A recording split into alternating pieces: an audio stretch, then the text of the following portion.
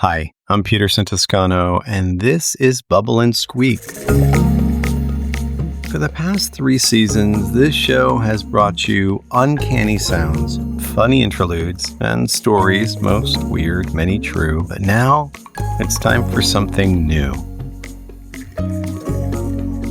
Welcome to Season 4, where we stretch out, go deeper, and bring you longer conversations with thought leaders, artists, activists, theologians, and fellow travelers. People who have challenged me and inspired me. They're people who help us imagine life beyond the tombs we've been stuck in.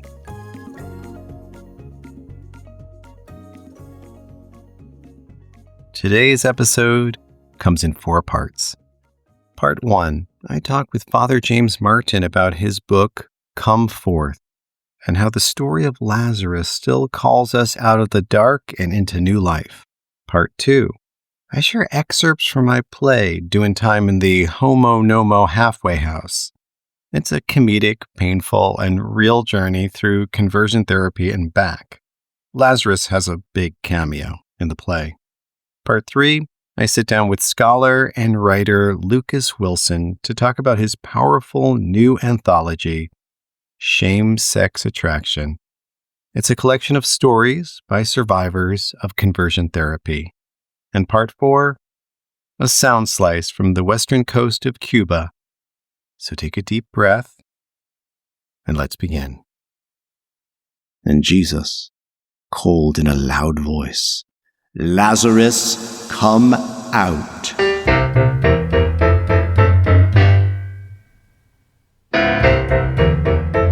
Okay, let me tell you something. Lazarus has been following me around. Not literally, of course, that would be creepy, but his story keeps showing up in my life, in art and conversations, in my own journey of breaking free. So when I had the chance to sit down with Father James Martin to talk about his book, Come Forth, the promise of Jesus' greatest miracle, I knew I was in for something good. Father Martin is a Jesuit priest, a New York Times best-selling author, and one of the most well-known spiritual voices in the United States. His book is a deep dive into the Lazarus story, what it meant then, what it means now, and how it shows up in art, culture, and our personal lives. Pope Francis even wrote the foreword to the new paperback edition, which came out earlier this year. And author Mary Carr, who knows a thing or two about resurrection, called it a genius meditation on the raising of Lazarus. Now, if you didn't grow up in Sunday school or haven't cracked open the Gospel of John in a while, here's a quick version of the tale of Lazarus. Lazarus was a man from a town called Bethany. He had 2 sisters, Mary and Martha, and they were all close friends of Jesus. So one day, Lazarus gets really sick, and the sisters send a message to Jesus saying basically, "Yo, the one you love is in bad shape. Come quickly." But Jesus doesn't rush. He waits. And by the time he finally arrives, his friend Lazarus has been dead and buried for 4 days. The sisters are devastated. Martha runs to meet Jesus and accuses him, "If you had been here, my brother wouldn't have died." And then Jesus goes to the tomb, asks them to roll away the stone, and calls out in a loud voice, "Lazarus, come forth." And Lazarus does, still wrapped up in burial clothes, stumbling out of the tomb like a mummy at a costume party. And Jesus turns to his followers and says, "Untie him and let him go." And that moment, that image of being raised and then unwrapped, it stays with artists, theologians, and weird podcasters like me. And resurrection, well, that's something I know about too. There was a time I thought I needed to be someone else. I signed myself up for conversion therapy, believing that if I worked hard enough, prayed enough, denied myself enough, I could change. I spent years trying to ungay myself, desperate to escape who I was. For 17 years, I died a little bit every day. In the end, I felt trapped in a tomb of depression, confusion, and hopelessness. I then learned freedom comes when someone, maybe a friend, maybe God, maybe a Jesuit priest with a book, calls you out of the tomb and into the light. So, let's get into it.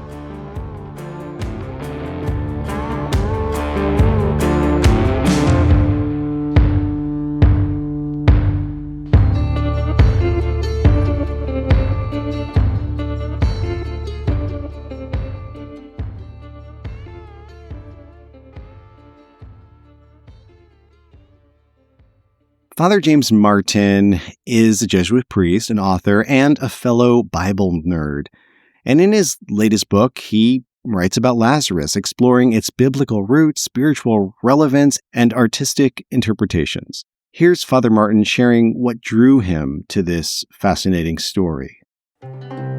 Bethany, which is outside of Jerusalem, now called Al-Azariah, very beautifully, the place of Lazarus, still retained in the Arabic, the place of Lazarus, is a place that you can visit. And so I wanted to show the reader who might not be able to go there, what is it like to go into the tomb? What is it like to see the area around it? When I first visited Israel on a pilgrimage to the Holy Land to do research for a book called Jesus the Pilgrimage, I was talking to another Jesuit priest, and he said, well, where do you want to go? And I said, well, the Sea of Galilee, Church of the Holy Sepulchre, Gethsemane, all the places that people would want to see.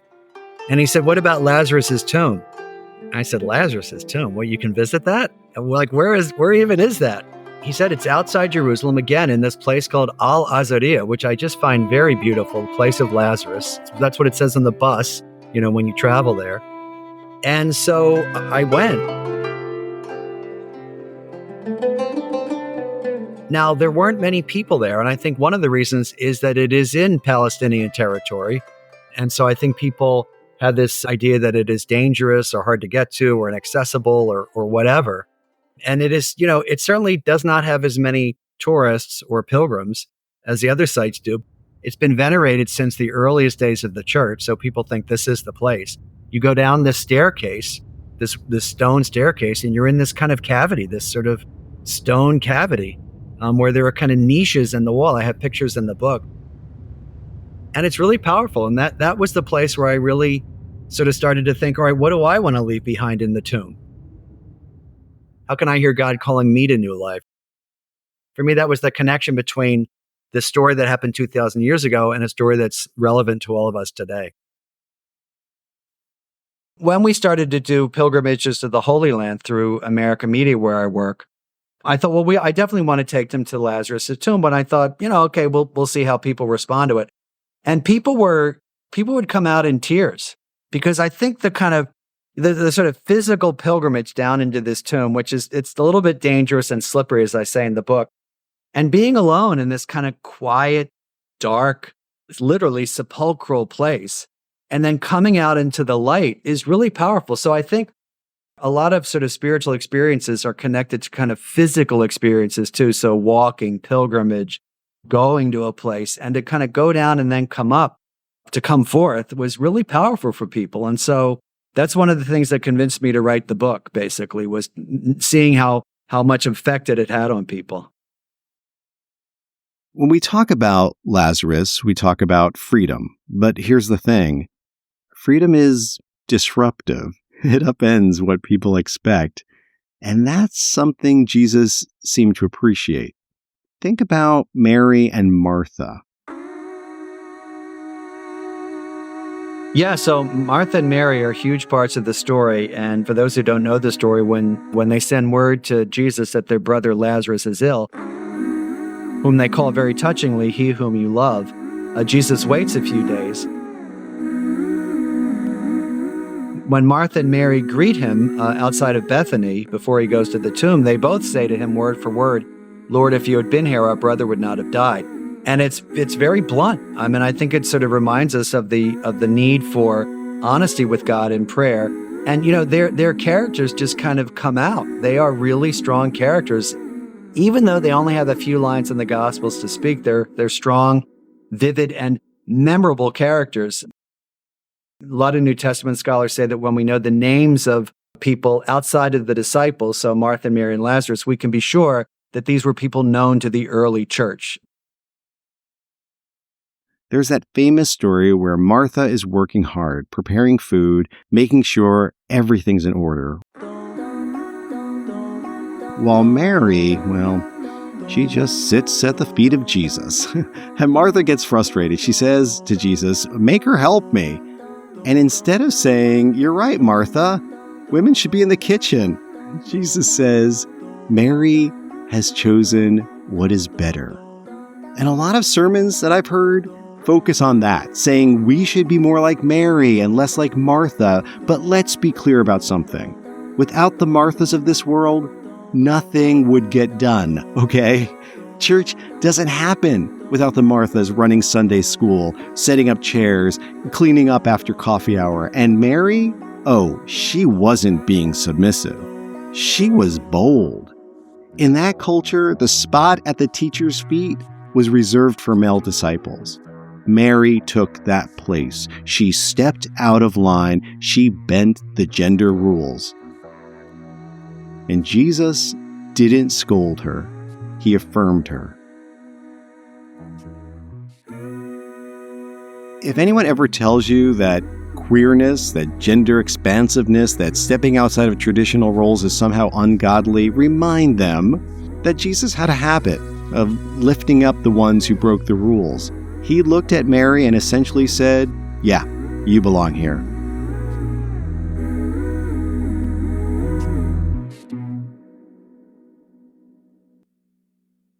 Lazarus' story reminds us that art can breathe life into ancient text, helping us see them and ourselves in a new light. I'm just fascinated by the way that Lazarus has so many resonances in culture and in the arts. He is a consistent theme of artists. I thought it was also basically kind of fun to put images in the book. I quoted Alice in Wonderland, "What's the use of a book without pictures?" To be able to see that and to see how different artists treated the story really helps us to understand what was going on in their times. I think it's just interesting to see also what artists like playwrights and poets and novelists have done with the story. For example, in a lot of the stories, fictional, the sort of fictionalization of Lazarus' story, you have Lazarus not wanting to come back from the dead, which I found kind of charming and funny. But then also kind of sort of interesting, like what would it have meant for him to come back from the dead?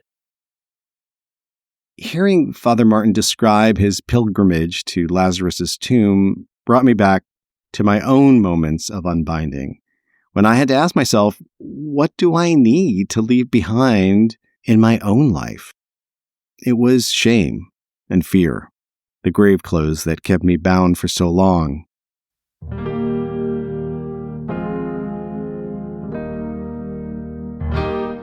Father Martin's reflection reminds us that resurrection starts with those small, brave steps of letting go.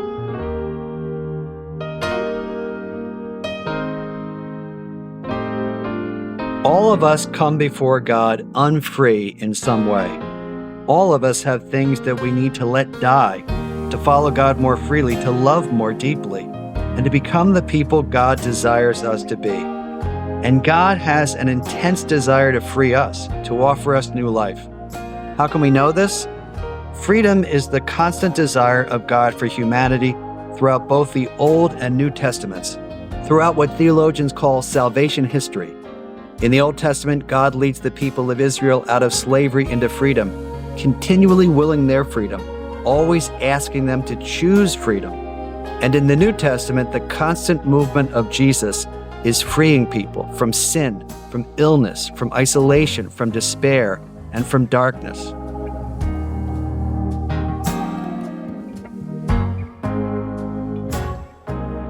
Freedom rings through Jesus' public ministry like a bell, and he excoriates those who oppose this opening freedom that leads to the flourishing of human beings. When Jesus heals a woman who has been physically bent over for 18 years, he doesn't say you are healed, but you are set free from your ailment. The word used in Greek is from the same Greek root that Jesus uses in his words to Lazarus. Lousate altan, be loosed, be untied, be freed. Jesus' desire to free people runs through his public ministry until it reaches its ultimate climax in his untying Lazarus from the bonds of death. And at Jesus' own resurrection, the Father would free the Son from his bonds of death. We cannot doubt God's desire to free us from our burdens, our tombs, our grave cloths, to give us new life. The gospel story of the raising of Lazarus initially may have seemed far removed from your experience. But I hope now you can see how it invites you to freedom and how the new life that was given to Lazarus is being offered to you. God will call to us in those words every day of our lives until we hear God say on the final day, when we will make the journey from darkness into eternal life, come forth.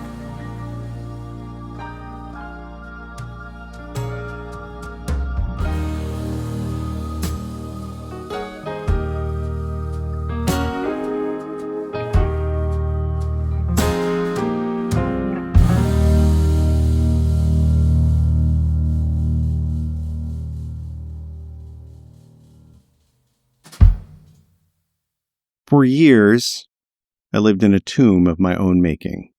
I believed I had to change, to suppress who I was, to make myself acceptable.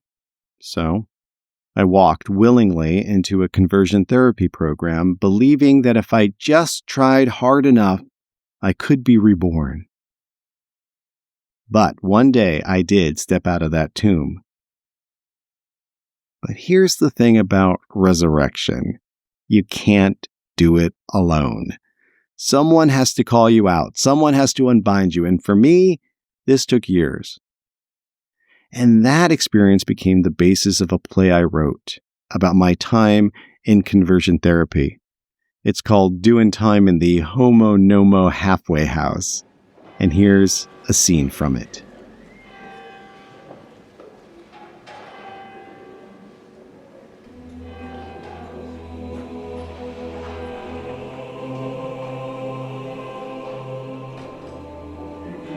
Good morning and welcome to our church. You're very welcome. Our reading today comes from the Gospel of John, chapter 11. Now, a man named Lazarus was sick. He was from Bethany, the village of Mary and her sister Martha. This Mary, whose brother Lazarus now lay sick, was the same one who poured perfume on the Lord and wiped his feet with her hair. Which always disturbs me. I mean, was it a common practice of the day, wiping one's friend's feet with one's hair, or simply a personal fetish on the part of Mary? I don't know, actually. So the sisters sent word to Jesus, Lord, the one you love is sick. Jesus loved Martha and her sister and Lazarus. Yet, when he heard that Lazarus was sick, he stayed where he was 2 more days. Now, I want to stop here for a moment because as I was preparing my sermon, an odd thought popped into my head, as they often do, and I thought to myself, hang on, what if this is all we had to go on? What if somehow we lost the entire New Testament? And all we had was this little scrap of a story, all right? And somehow everything else was lost.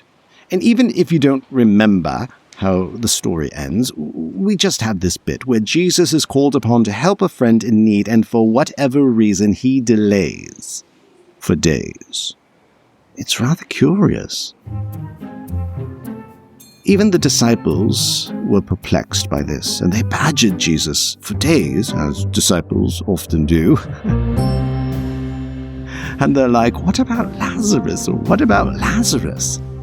And Jesus, according to the text, told them plainly, oh, Lazarus is dead. And for your sake, I'm glad I was not there so that you may believe. But let us go to him." On his arrival, Jesus found that Lazarus had already been in the tomb for 4 days. When Martha heard that Jesus was coming, she went out to meet him, but Mary stayed at home, possibly to prepare her hair? No, I don't think so. "Lord," Martha said to Jesus, "if you had been here, my brother would not have died." And Jesus said to her, "Well, you know your brother will rise again." And Martha answered, Oh, I know he will rise again at the resurrection, at the last day."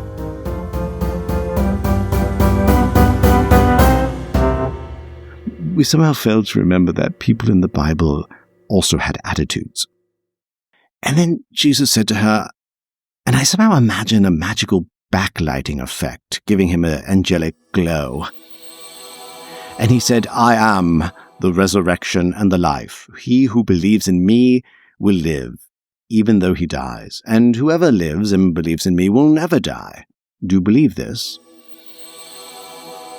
Now, I've been in this church business for some time, and the one thing I've discovered is that when somebody is hurting, when somebody is grieving, the last thing they really want to hear is theology. Maybe that's what they need to hear, but they're in no mood for it. And here we have Martha, broken-hearted before Jesus, and he gives her a random lesson about resurrection. It's ever so curious. But then again, it reminds me ever so much of my own relationship with God. There's someone I care about, someone who is quite ill or trapped in an abusive relationship or stuck in an addictive cycle, and I turn to the Lord. I cry out to God. I say, "Lord, save this one, heal, deliver." But it's as if the Lord doesn't hear.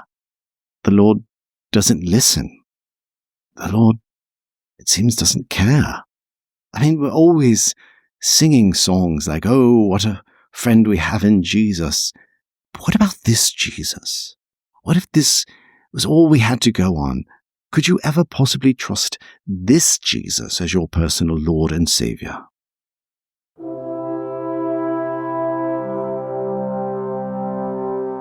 Now, Jesus had not yet entered the village, but was still at the place where Martha had met him. When Mary reached the place where Jesus was and saw him, she fell at his feet and said, "Lord, if you had been here, my brother would not have died." And when Jesus saw her weeping, and the others who had come along with her also weeping, he was deeply moved and troubled. Jesus wept. Jesus wept. You know, that's the shortest verse in all of the Bible. Yet, for centuries, theologians have written volumes about it, wondering at its significance. And I confess this week I too wondered, why was Jesus weeping? I mean, was Jesus one of those people who he sees somebody weeping and he can't help but weep along with them?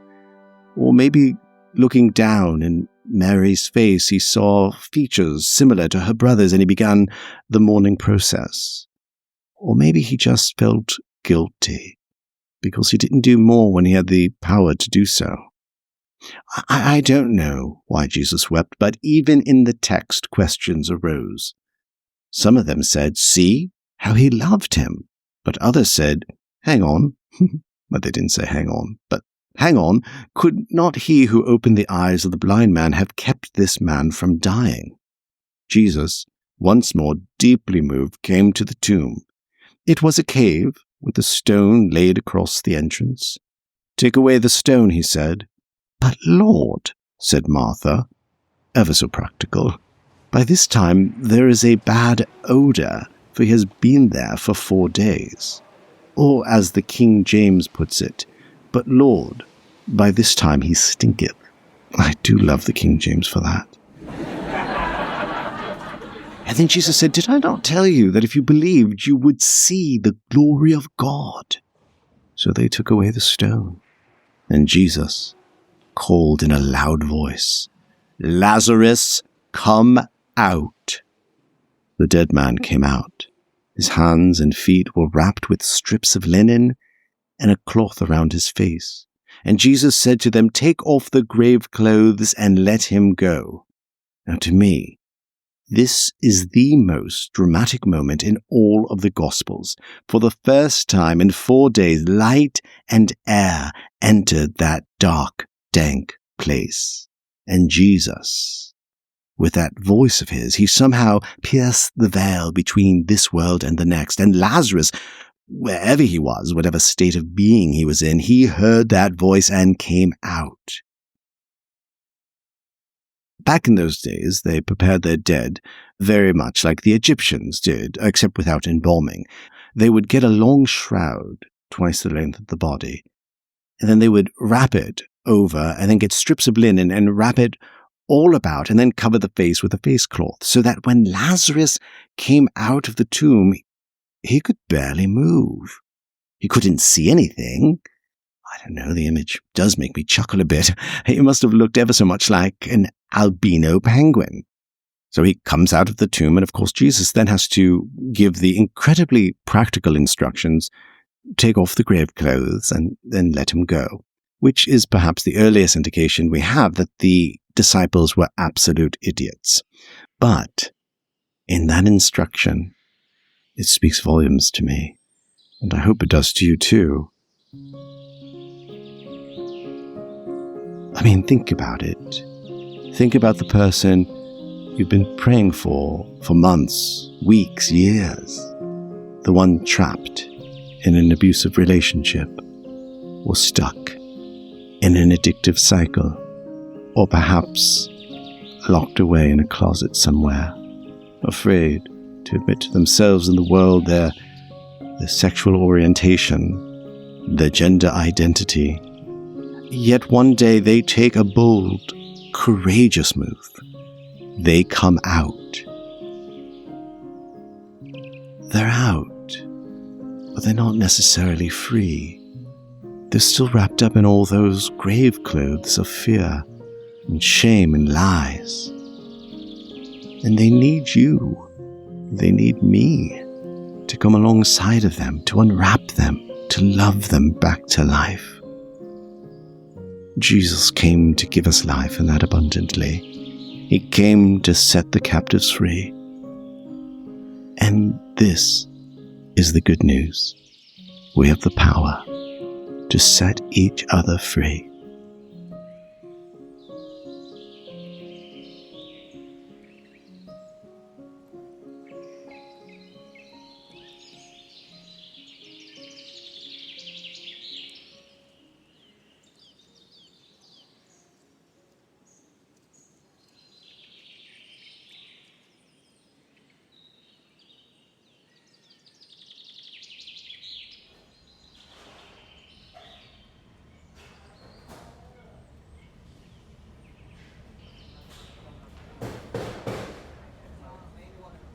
Okay, so now for something completely different. Picture this. You're in a cozy coffee shop. There's the smell of espresso in the air and a mic waiting for nervous poets to take their turn. Here I step out and share my own poem.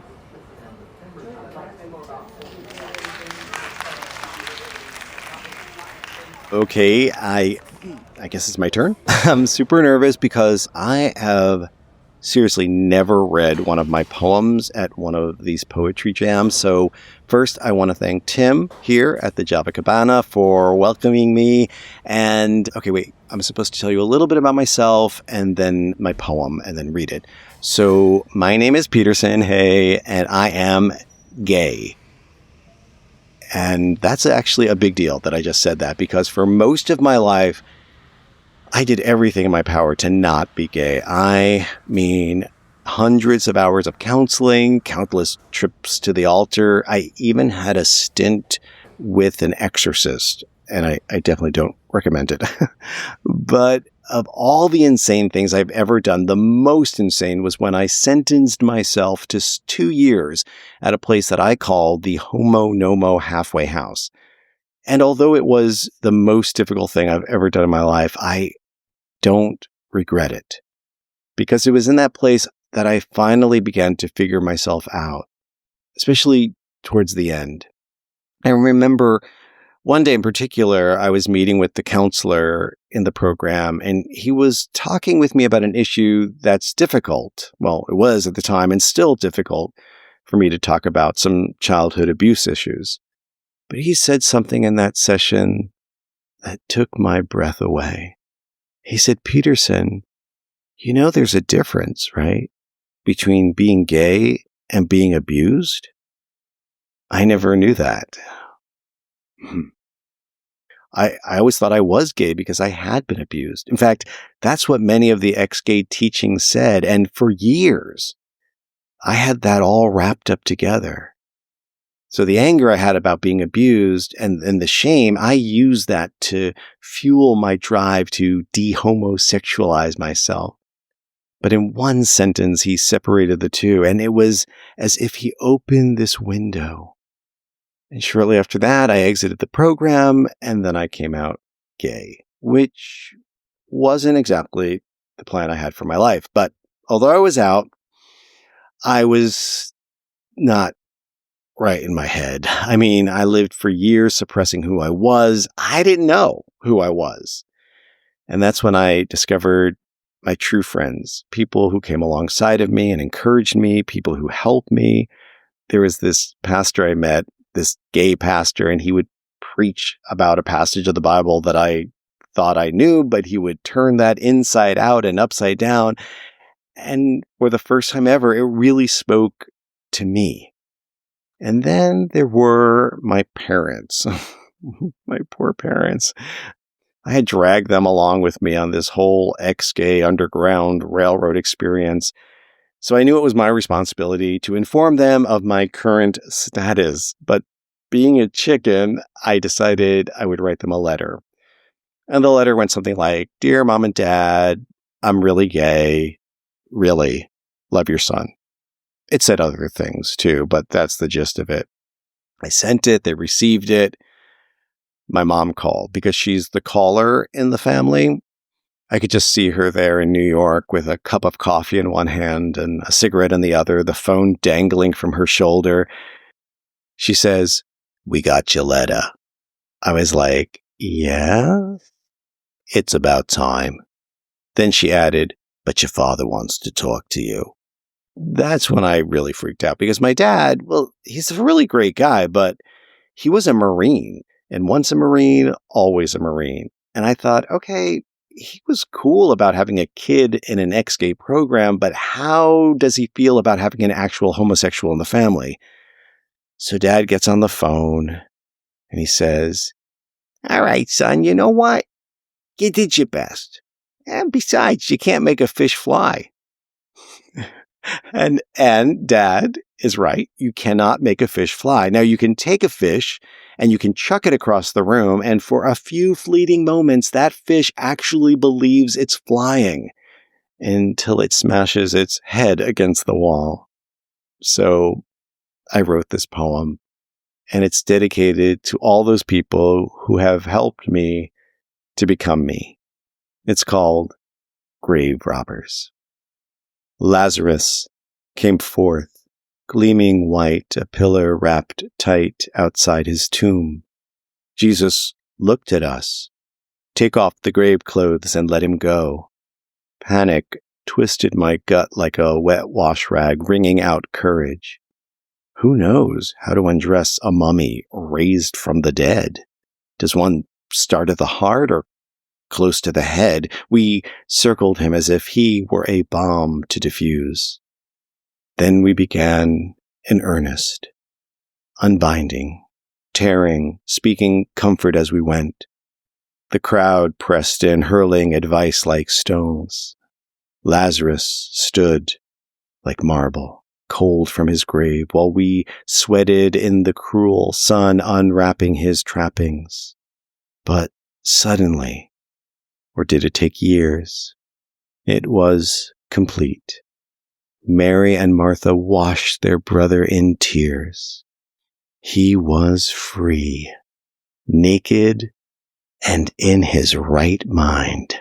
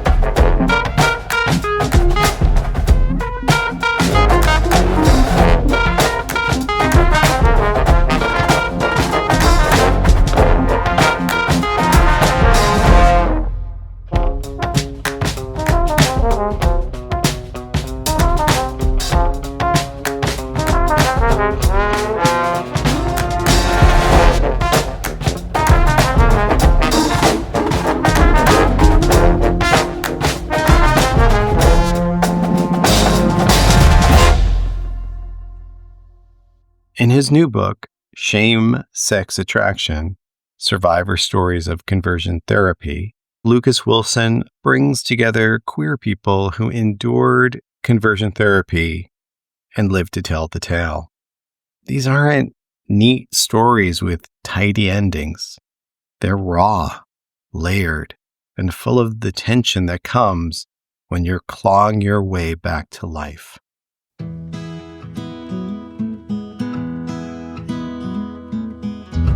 My name is Lucas Frederick William Wilson. Whenever anyone asks me what I do, I try to keep it simple and just say I'm a researcher, I'm an academic, I'm a postdoc, something along those lines. Typically, people don't ask much more past that, but when they do, I will normally say I'm at this point a literary critic, a creative writer, a queer historian. I've done some public-facing writing, particularly about my experience in conversion therapy and also about Liberty University. But this book came at a time when I was redirecting my focus toward white Christian nationalism, and a lot of the stories within the collection speak to that focus.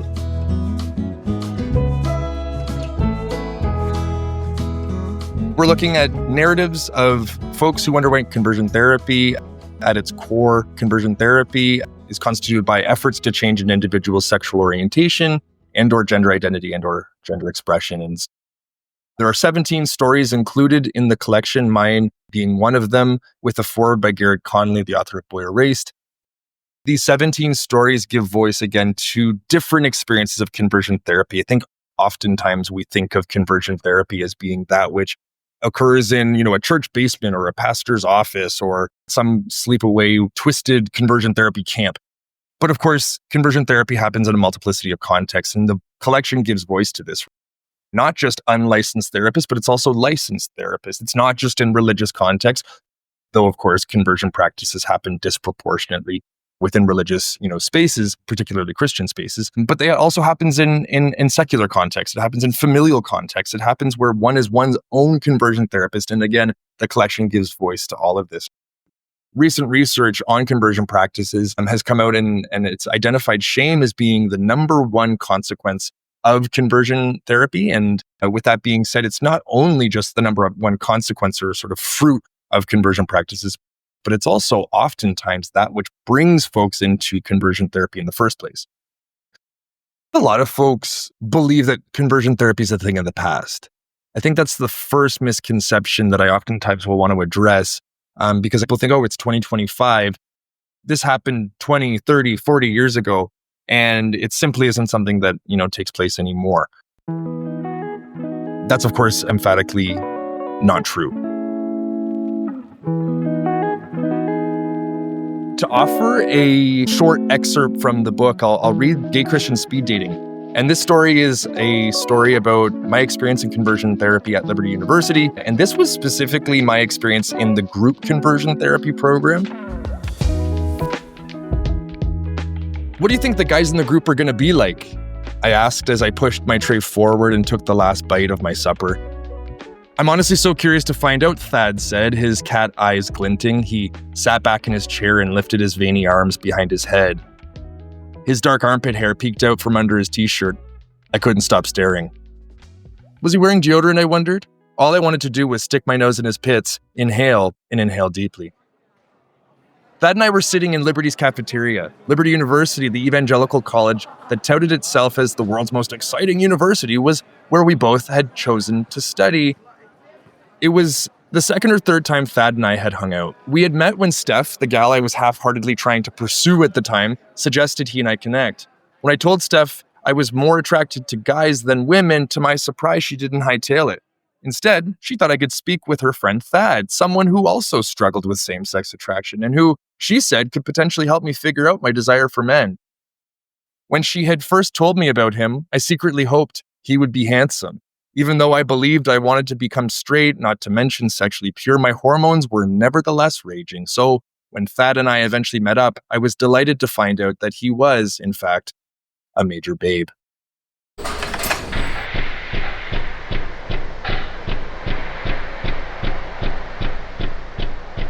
For those of us who didn't just go to conversion therapy in a one-on-one setting where we were meeting with a conversion therapist who wasn't always, but was typically queer, him or her themselves, when we were in group settings or when we were in small group or a class or whatever, we not only pushed ourselves to become straight, but we also pushed others, right? We encouraged others. We doubled down and reinforced the messaging that was given to us. And when we did that, even though we were coerced in the first place, we became complicit in the victimization of others. And then, of course, years later, they realized how death-dealing and damaging this is. That's when that injury sort of, sets in. That's when they feel, oh my gosh, I've done something not just that harmed me, but it's something that harmed others. And I pushed people into the direction of violence. That, for a lot of people, is something that is difficult to deal with.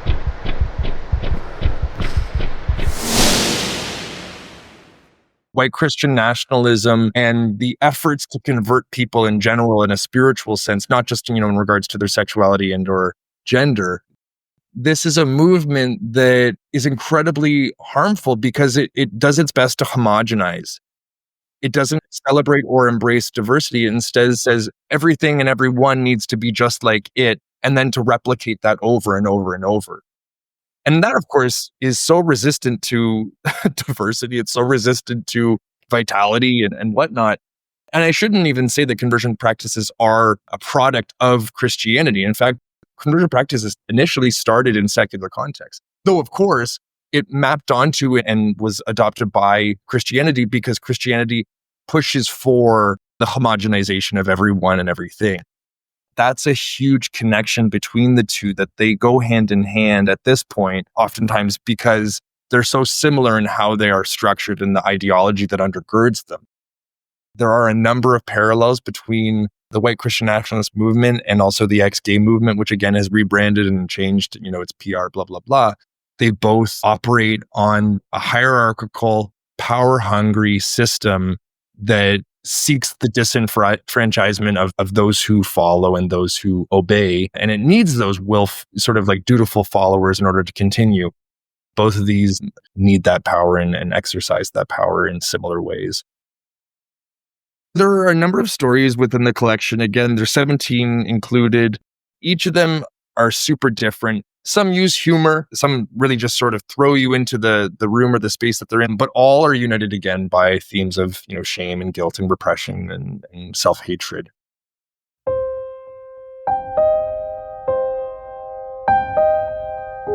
There are a few that definitely stand out, and these include the first story that's included in the collection, Sniffing the Gay Away. All of the experiences within this collection are horrible in their own right, but this one is, I think it stands out just given the really visceral reaction a lot of people have to the very first part of it. This is called Sniffing the Gay Away.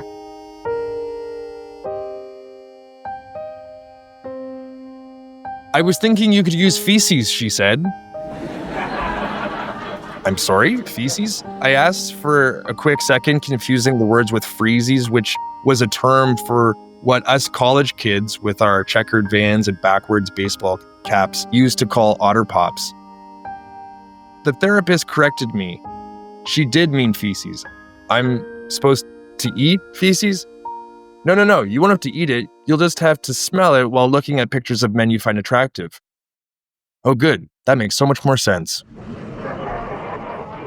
This is one story. This is the first story. And again, there are so many stories past this that, although perhaps not as viscerally sort of like disgusting, that nonetheless give voice to the variety of experiences of folks within conversion therapy.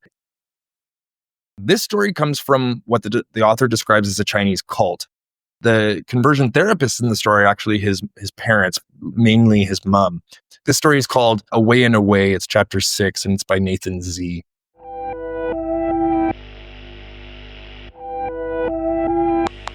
I wrote an autofiction novel because I believed to make art is to make new meaning. I wanted to make art out of the ugly things in my life, otherwise they were just luggage going around and around the baggage carousel of my mind. I wrote about being raised in the cult my mother believed in, Falun Dafa. I wrote about being coerced into the heart of the cult, the mountain. I wrote about playing the cello for the Master's Performing Arts group, Shen Yun. I wrote about 8 years of hiding my queerness in accordance with the Master's teachings on transcending into godhood.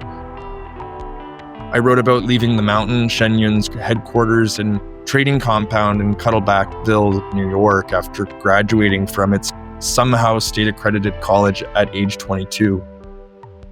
I wrote about my first date with a man who was the fictional version of my real-life boyfriend. I wrote about how my disappointed parents spied on my every move, discovered my date with the man, and then kicked me out of the house. Here the narrative diverges.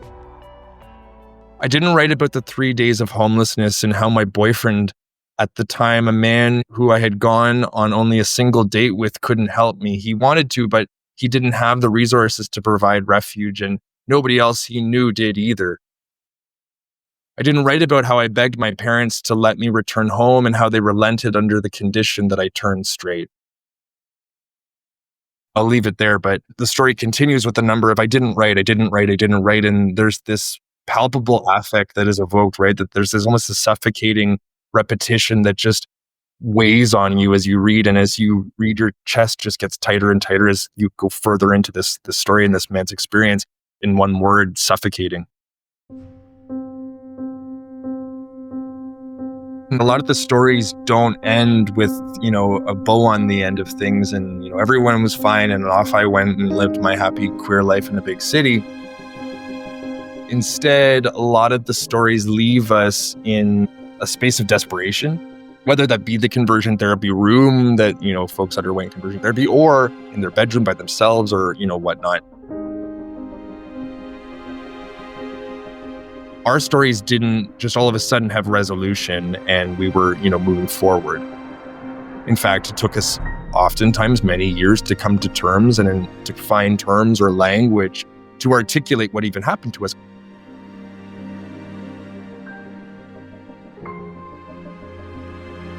A lot of readers are also frustrated by the lack of resolution.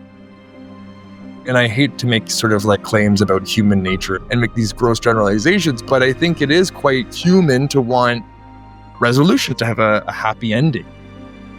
But again, for a lot of us, we didn't have a happy ending, at least not for many years.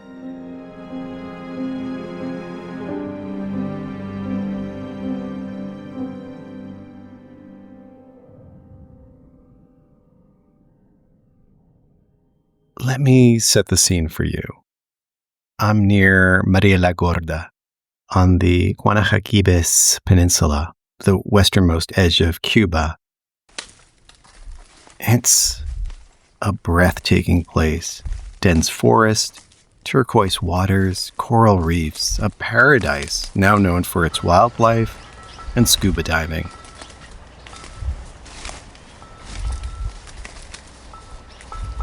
But this lush coastline also holds a sinister history.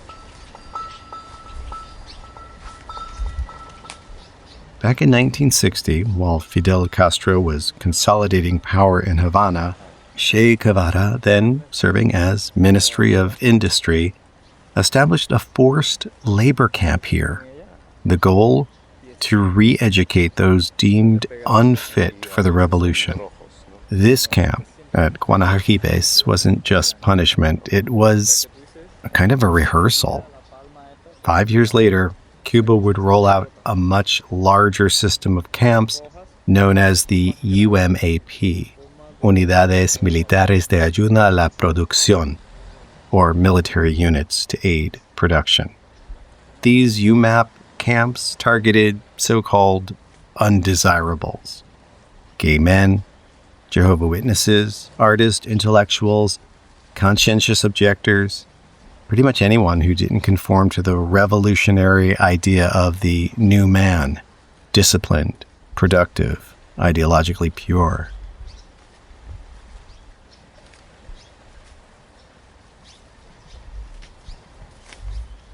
They were sent to remote camps, subjugated to forced labor, ideological indoctrination, violence, and humiliation. It began here, in this stunning, tranquil place.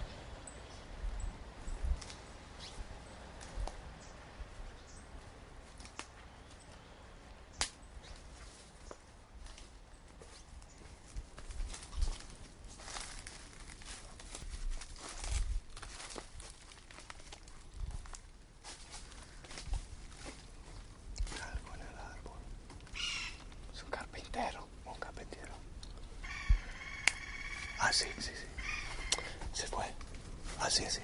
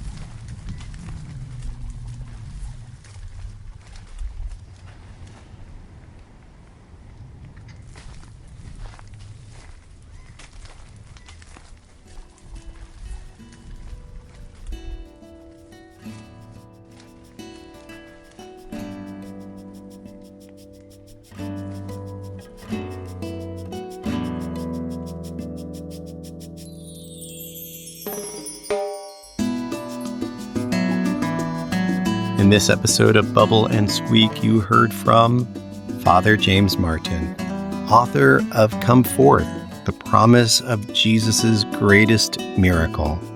You can find him on Instagram at JamesMartinSJ or at FRJamesMartin on Facebook. His book is available from HarperCollins or wherever you get books.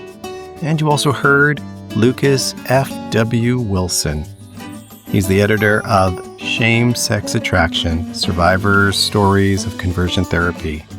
Find Lucas on Instagram at LukeSlamDunkWilson and on X at Wilson_FW. You can get the book at Jessica Kingsley Publishers or wherever you get books. And if you want to see my Lazarus story, the strange, hilarious, and unsettling journey through conversion therapy, watch Doin Time in the Homo halfway house on my YouTube channel, youtube.com/P2SON, P2Son. Thank you for listening to Bubble and Squeak. Until next time, stay weird, stay open, and help someone out of their grave clothes.